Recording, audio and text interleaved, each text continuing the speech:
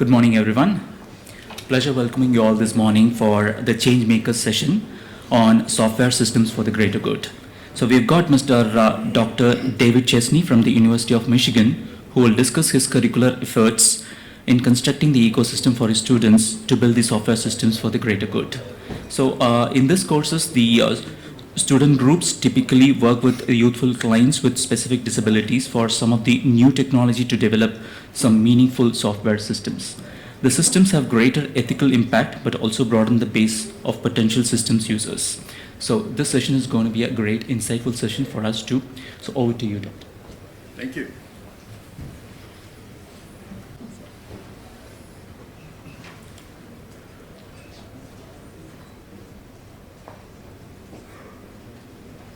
So first off, I wanted to say thank you to NASScom for their generosity and for inviting me to this conference. It's an absolute pleasure to be here. And I'd also like to thank my spouse, Jean, for being here with me on this Valentine's Day celebrating. This will probably be one of the most memorable Valentine's Days that we have ever had in our lives. So I appreciate the fact that she's here with me too. So I'm going to talk about For the Greater Good, and it is some of the programs that I run at the University of Michigan. And first off, I want to give you about 30 seconds on a very inspirational quote that will come up again a little bit later. So I want you to be inspired by this quote, and I'll give you 30 seconds to read it starting now.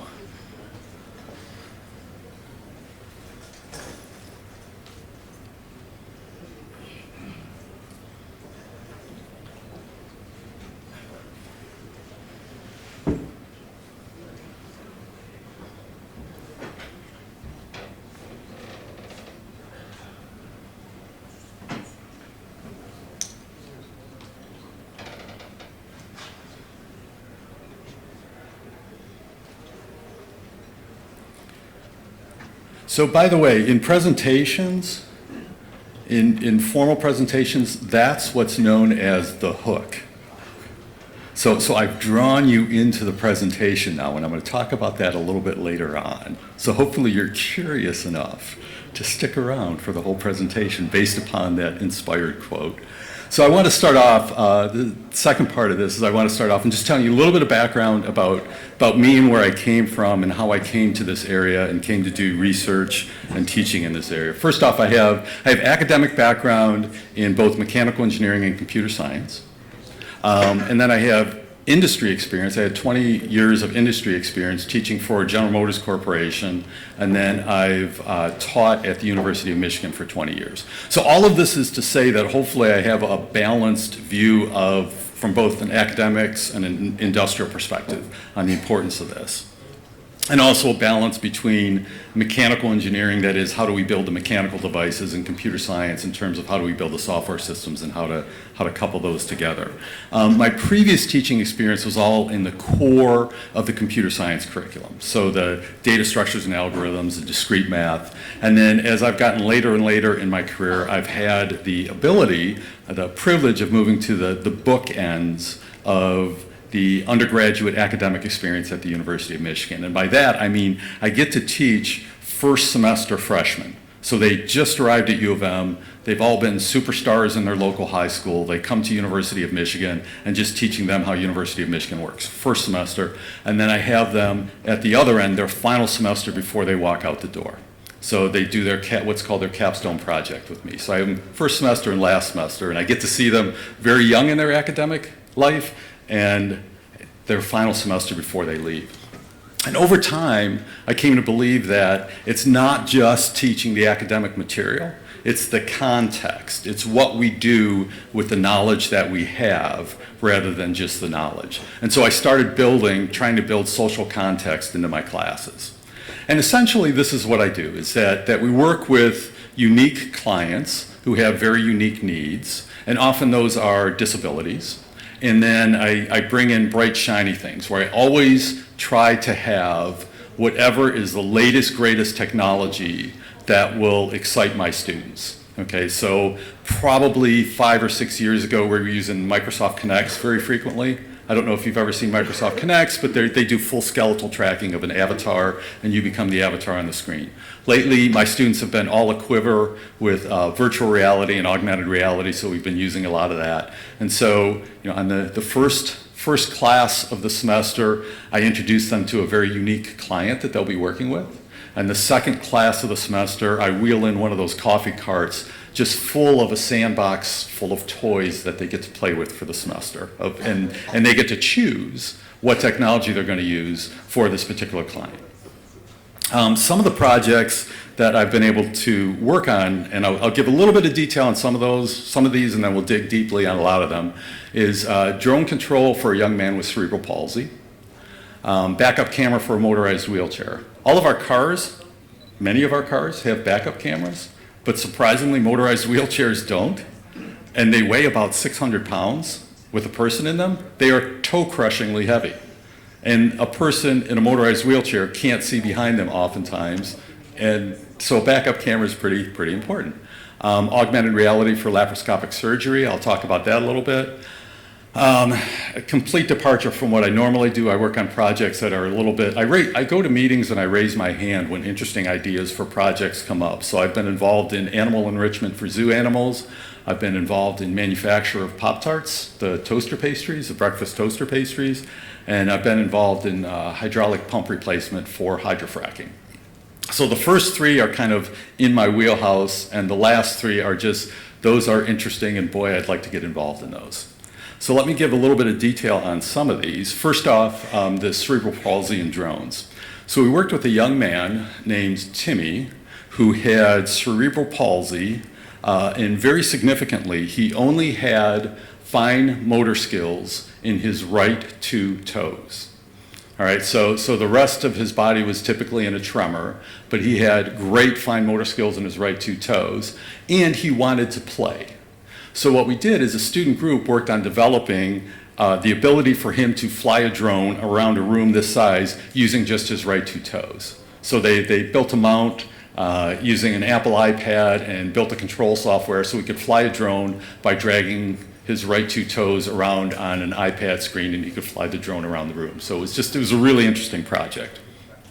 Another project from recently is I worked with a group of pediatric surgeons at our affiliated hospital and a Microsoft HoloLens augmented reality headset, so that as the surgeons were actually doing laparoscopic surgery, so that the camera is inside of the patient. And what typically happens is there's these high-def televisions all over the operating room. And so instead of having the video image going to the high-def cameras that are in the operating room, they're actually being broadcast to the augmented reality headset. And then also on the augmented reality headset is all previously stored CAT scans and MRIs that have been taken. So with hand motions, while staying sterile, the surgeon can bring up the different images and zoom in while they have the live laparoscopic feed, while there's also vital signs of seeing the heart rate going blip, blip, blip up in the top of the screen. So that was a really big recent project that we worked on too, using significant new technology. The next one that I want to talk about is hopefully of particular interest to students in here, or to those who are here. I'm clearly used to talking to students, so, but one of the projects that we worked on was related to someone who had tremors, so had tremors in their hand, and wanted to be able to, it's a young lady who wanted to be able to type emails and communicate with her grandmother. So she wanted to communicate using some type of touch device, and there was this app that my students developed called Ask Messaging. And what I want to do is I'm going to jump out of the presentation and show you a video of this.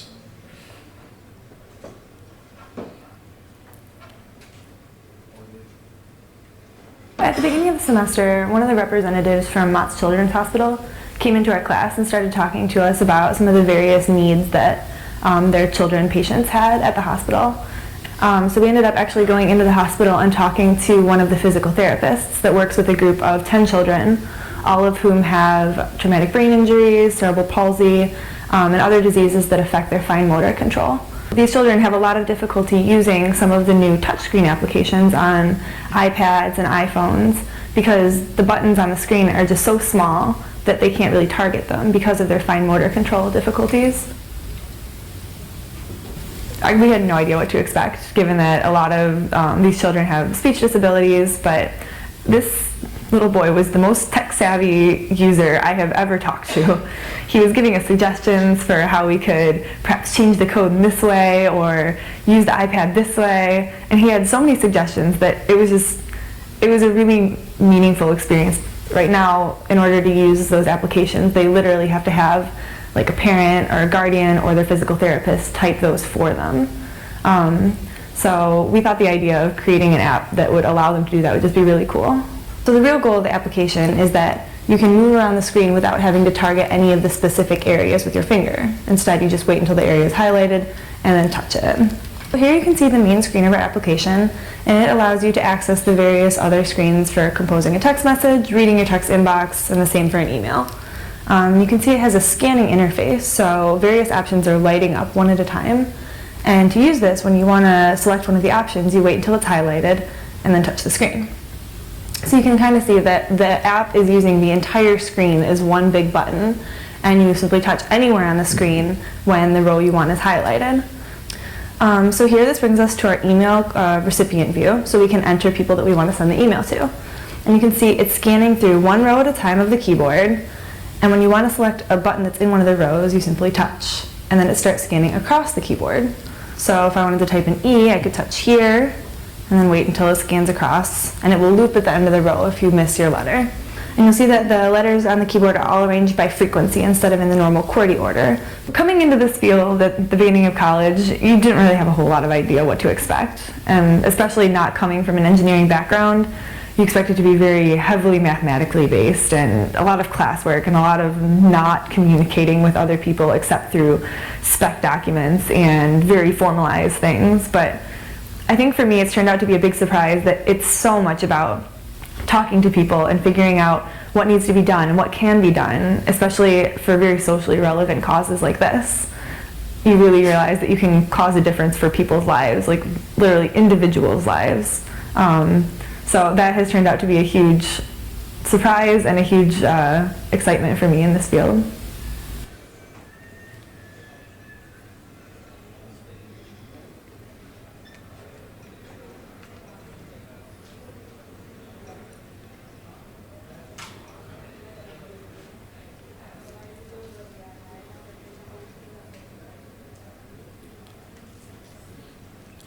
Nice project, yes? So one thing that I'd like to, and I know that NASScom caters to CXOs, and this is a charming idea. And this is really a wonderful application that students built. And I don't know if you noticed on the technology that was in this video, that it was probably a student group in my course worked on this in probably somewhere around 2010. And here's the thing, is that that app that they built, it's now estimated that it's on 3 billion devices. Okay, so it is part of the operating system. It is part of the accessibility options. If anybody were to pull out their cell phones right now in this room or their tablets right now, it is an accessibility option that's on that device. So since January 1st, 2017, it is a part of the accessibility options on every Android and iPhone that has been released. Okay, so that's impact. That's 3 billion users of this project from a software class. Thank you. So that's one of those things, it's like, that's success. A downside of this, I don't know if it's a downside or not, but we had success before we were ready for success, and we did not monetize that at all. Okay, so it was one of those things of we had success and it's like, let's work on these projects as we came out of this thing. And I am thrilled that it is an accessibility option on every device out there. We had no idea what we were doing at the time. So we had success before we were ready for success.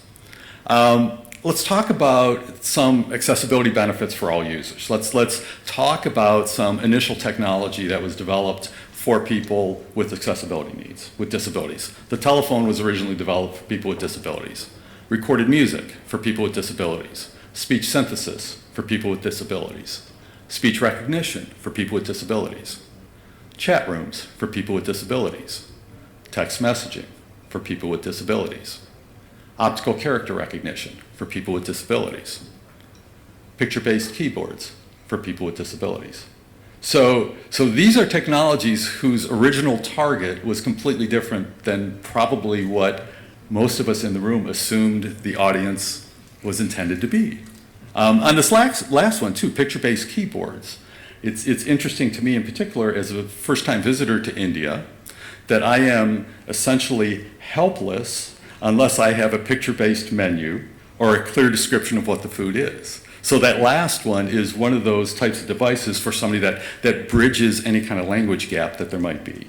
So that it's one of those, and it's used at every fast food restaurant that they don't type in what the food is, they just hit on a picture of French fries and then it gives the appropriate charging.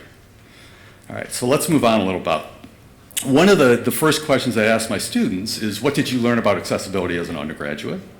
And the answer is generally nothing.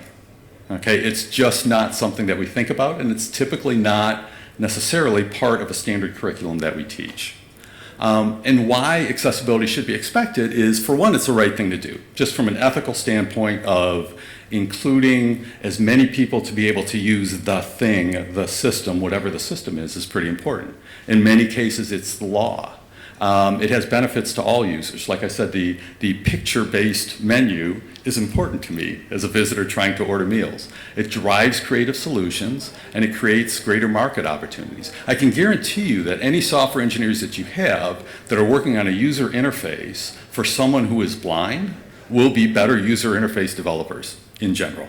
Okay? And that creates greater market opportunities. Like I said, you will have more customers for the product if you make the product more accessible to different people. Let's jump into a little bit of statistics, a little bit of data on disabilities. 1 in 7 people globally have some form of disability. Over 1 billion people globally experience some form of disability. So we're talking percentages, we're talking quantities.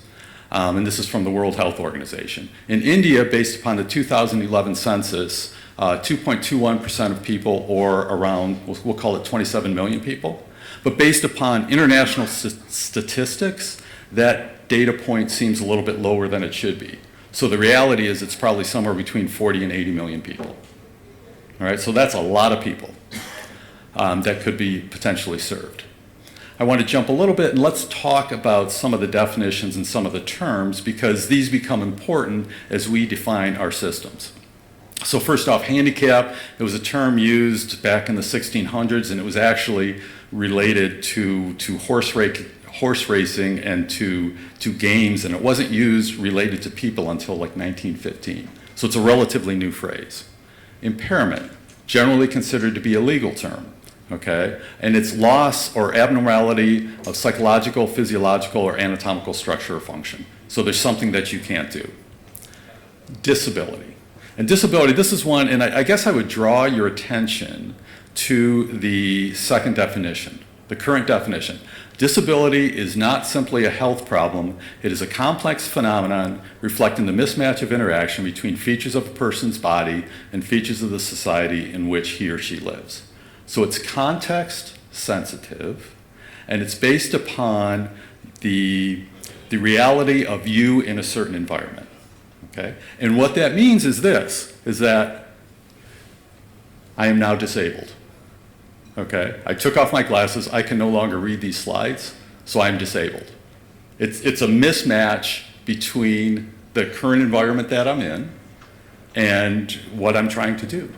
Okay? So it's that simple. For those of you who are left-handed and were handed perhaps sometime back in elementary school, were handed a pair of right-handed scissors, that's a disability, because you can't cut the paper with your right hand because it's not the right kind of scissors for how your hands work. All right? So it's just a mismatch. It's a context mismatch between the person and the environment that they're trying to function. So it's context dependent and not an attribute of the person. Let's talk about different disability segments. And different disability is defined in many different ways. Okay, and I, as it's like I always want to classify things. I want to group them. Okay, and this is a potential taxonomy for grouping. And one of them is cognitive and neural disabilities. So things like dyslexia, like seizure disorders, learning disabilities, autism spectrum disorder. Next one would be hearing, such as hard of hearing, frequency loss, tinnitus, deafness. Mobility, arthritis, quadriplegia, spinal cord injury. Visual, as in low vision, light sensitivity, color blindness, blindness, and then the other is speech, accents, speech impediments, unable to speak.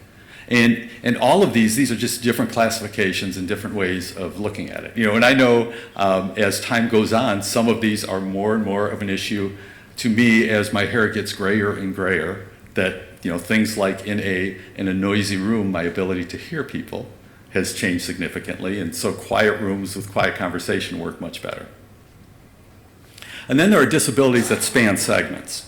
And these disabilities that span segments are things like someone with Parkinson's disease. They may have cognition, speech, mobility issues. Someone with ALS may have mobility, may have speech issues. And then there's also additional considerations, and some are age-related.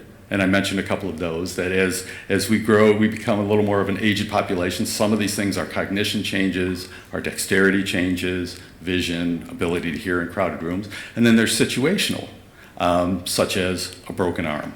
I had a student once who, like the week before the final exam, was a right-handed student who broke his right arm the week before the final exam. And my classes tend to be very graphic dependent, where you're drawing sketches and things. And so I couldn't change the exam for him because it would change the quality of the measurement of the outcomes. But he had to take this whole exam with his left hand, where he spent the last 22 years of his life as a right-hander. So it was just interesting. It was hard to grade. It was like looking at a second grader's work. The quality and the content was there, but it was hard to read because all of a sudden I said a week before his final exam, "You're a left-hander now." All right, and so he had to take the exam in such a situation. If you're coming home from grocery shopping and your hands are full, that is a situational disability.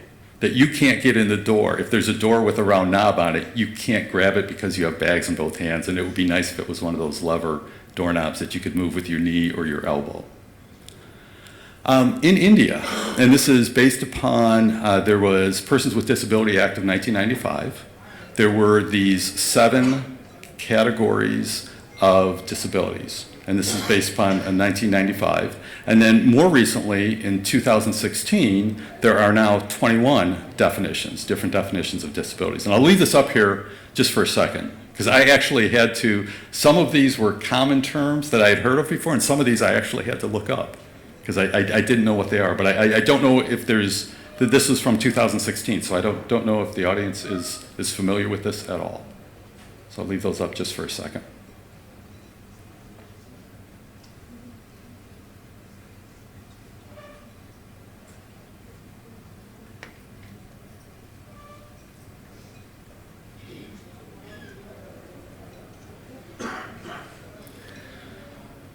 All right, I want to, just to break up listening to me for 45 minutes to an hour, I would like to show another video. Is it okay if I show another video?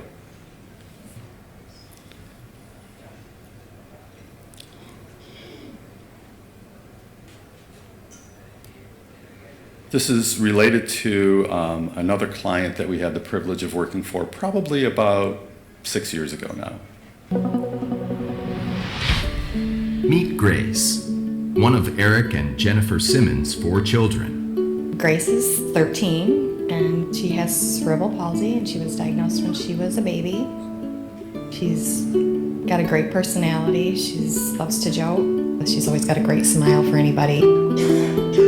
Grace's condition makes daily communication a challenge.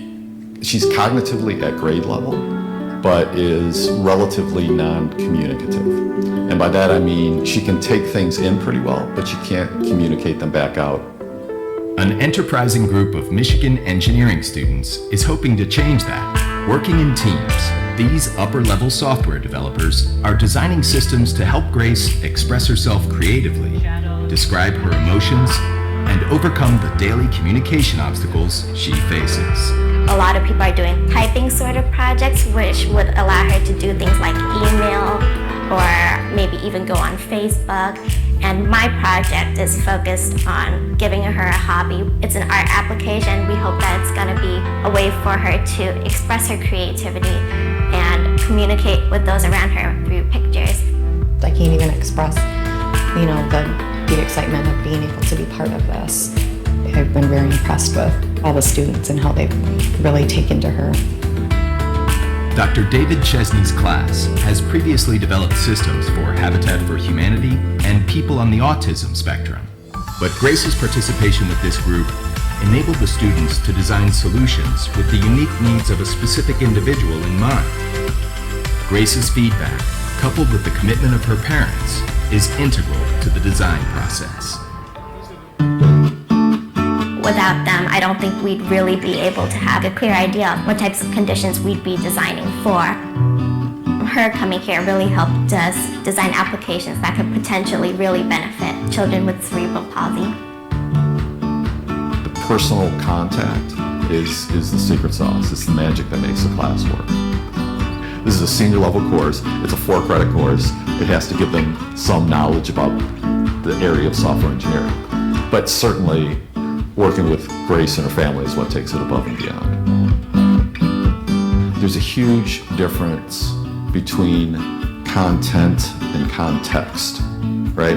And the content is the academic pieces and parts that I have to put together to call a 4-credit class at the University of Michigan. The context is what Grace brings to the class.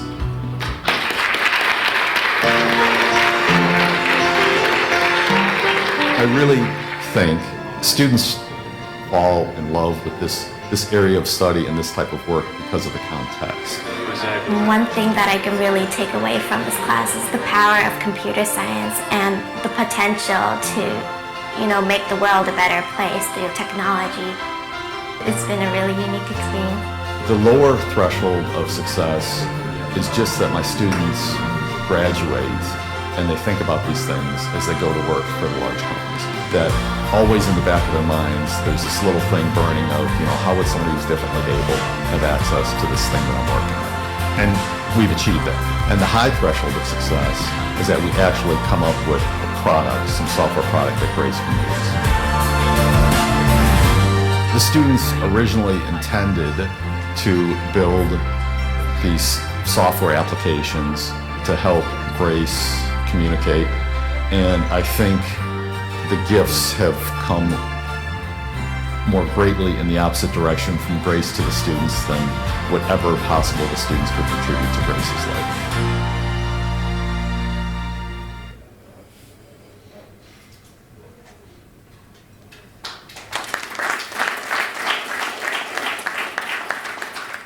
Thank you.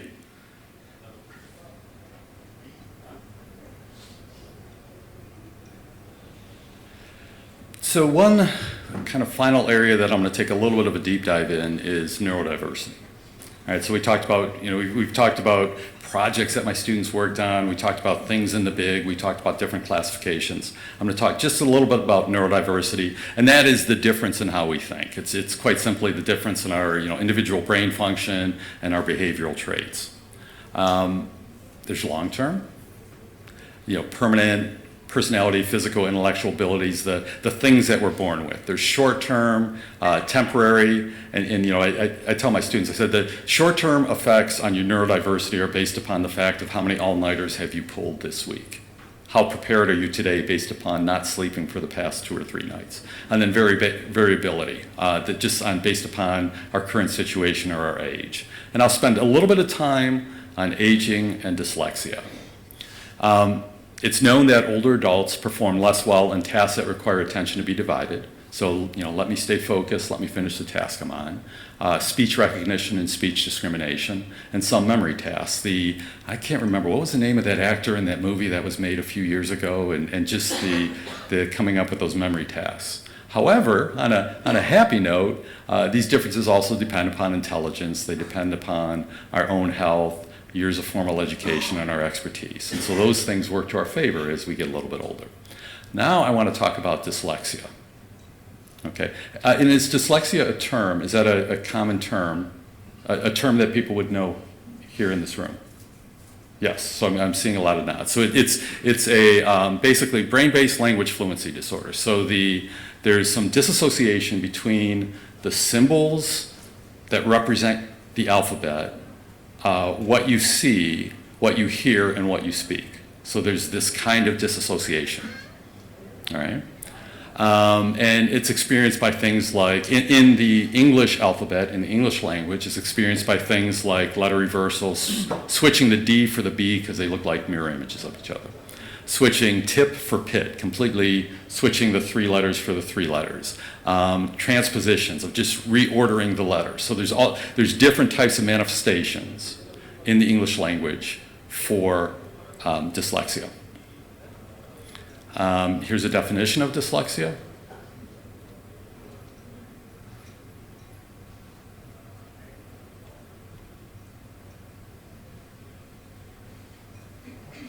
And all of this leads me back to the original inspired quote that I started the presentation with, okay? The original inspired quote, what it is it is a simulation of dyslexia. And it is taking all of the letters and the transpositions and flipping letters and flipping words and your brain having to do all of this extra work because you're flipping letters back and forth, and then once you figure out which way the letter should be flipped, then you have to put it together into a word, and now you know the word, and then you move on to the next word, and then you move on to the next word, and you're doing all of this, and then you have to go back and figure out all the words together and put it back into a sentence, and then you have to put the sentence back into a paragraph, and your brain is having, all of the bandwidth is getting consumed flipping letters back and forth. All right? So I will give you that quote one more time and give you, would you like 30 seconds or a minute? We'll go with a minute. All right? So here you go.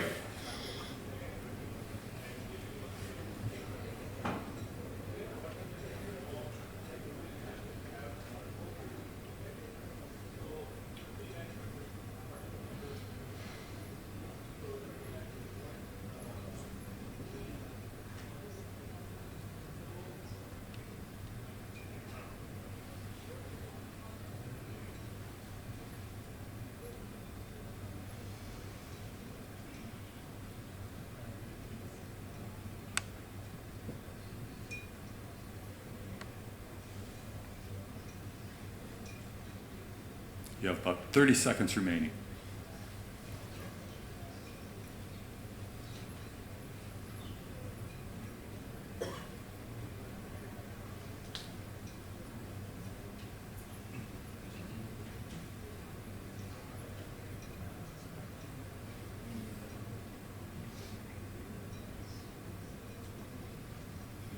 So here's the thing. I will often give my students a quiz right now. And I will ask them exactly one question. And the question is, who is the author? Paul. Anybody get the last name? Bowman. Paul Bowman. That is exactly correct. So the author's name was Paul Bowman. All right? So this is it in font that is intentionally obfuscated. And then this is the text with the letters put back in their proper form.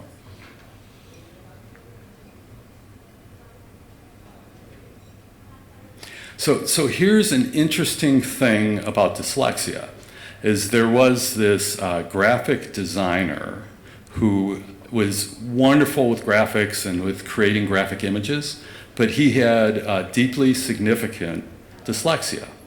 So he tried to come up with a partial assist for people with dyslexia by coming up with his own font that made corrections, that made the transpositions and the images not occur.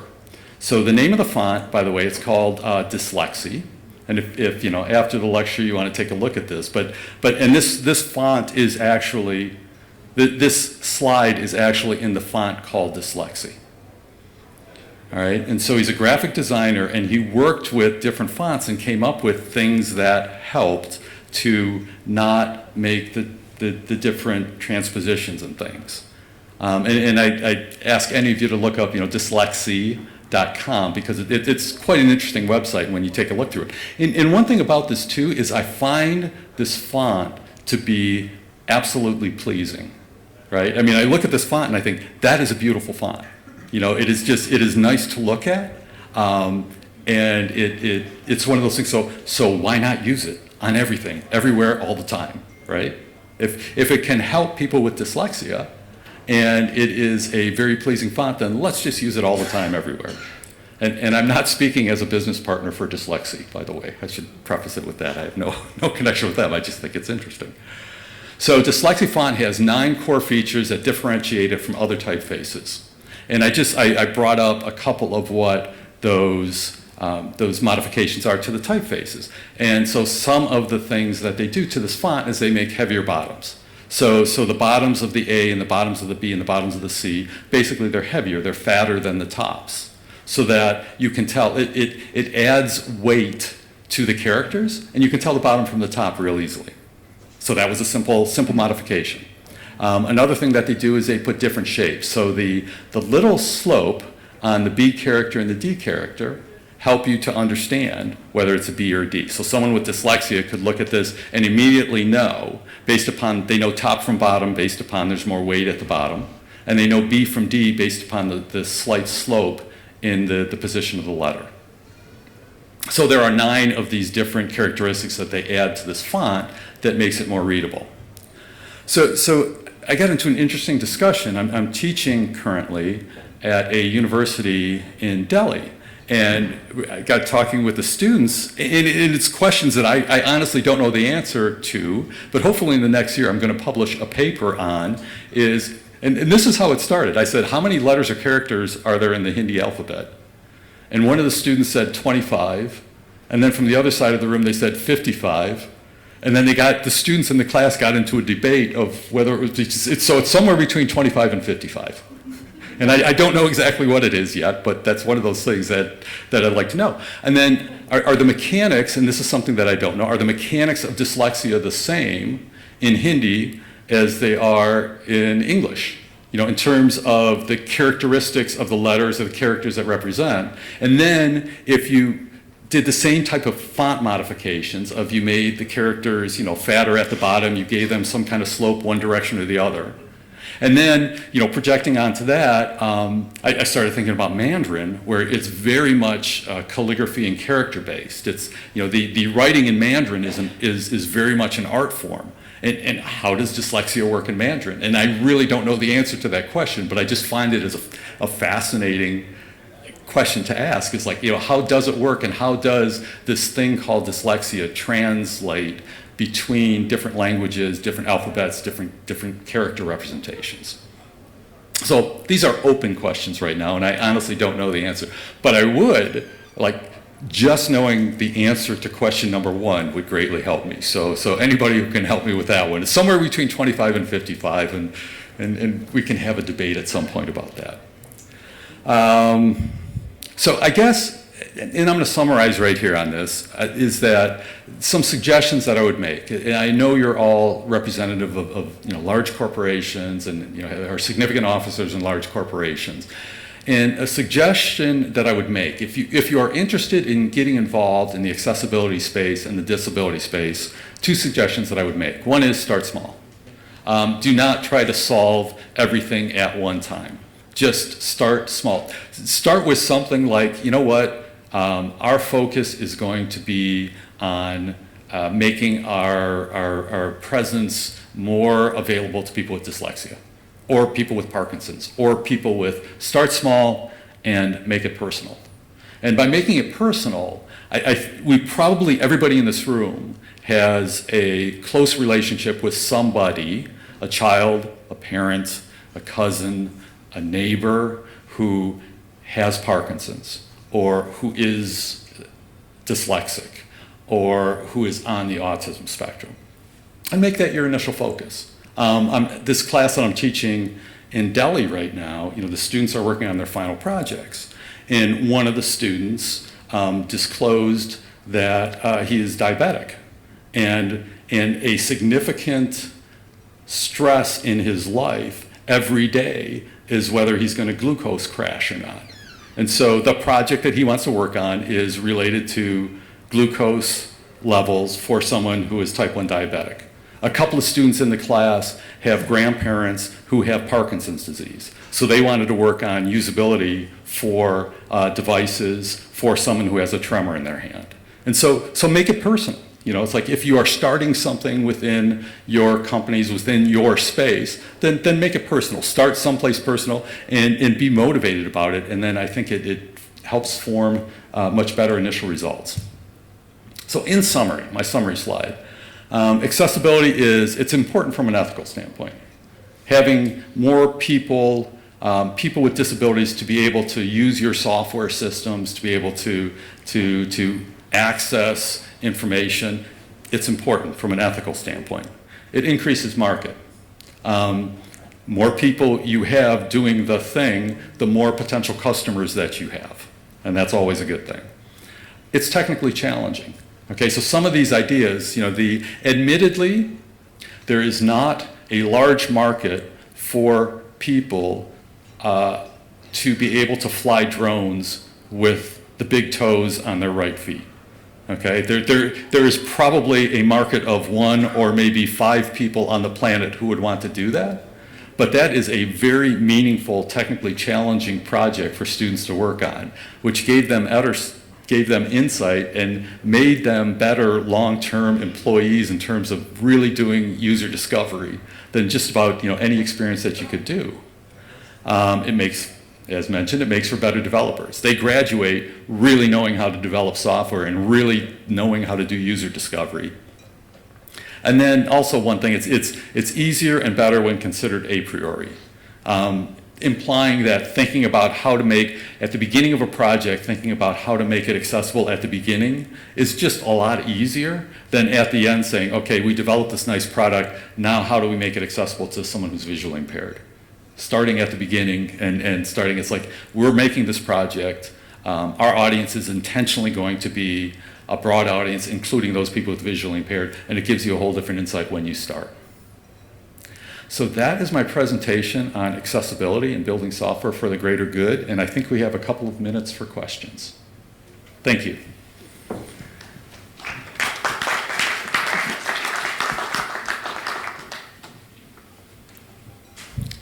Are there any questions?